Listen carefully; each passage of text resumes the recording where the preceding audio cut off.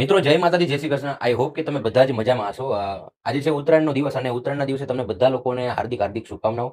મારે તમને એક વાત કહેવી છે કે આજે હું મારા ફેમિલી સાથે બહાર ગયો હતો અને મેં એક દ્રશ્ય જોયું કે અમુક ફેમિલી સાથે ઘણા બધા એવા બાળકો હતા જે કહેવાય ને કે પતંગને જોવે એટલે સીધા દોડે. તો મિત્રો તમે તમારા બાળકોનું સાથે લઈ જાઓ છો તો તમે ધ્યાન રાખો. કેમ કે અત્યારે ટ્રાફિક એટલી બધી રોડ ઉપર જોવા મળી રહી છે કે ભાઈ તમે એક નાની સામાન્ય નજીવી કિંમતની પતંગને તમે લઈને તમે આમથી તેમ રોડને ક્રોસ કરીને દોડો છો. તો તમે તમારા બાળકોનું ધ્યાન રાખો. કેમ કે એક પતંગ તો કહેવાય ને કે ભાઈ જિંદગીમાં સામાન્ય કિંમતની આપણે પતંગ તો ખરીદી શકીએ છીએ પણ આ જીવન તો આપણું અમૂલ્ય છે. તો આપણે આપણા જીવનને ભગવાને આટલું કિંમતી જીવન આપ્યું છે.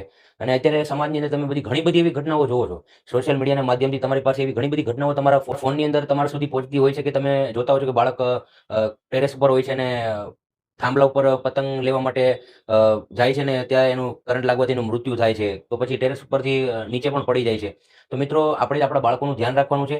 અને ઉત્તરાયણનું પર્વ છે તો બધા લોકો સેફ રીતે ઉત્તરાયણને ઉજવો. જય માતાજી, જય શ્રી કૃષ્ણ.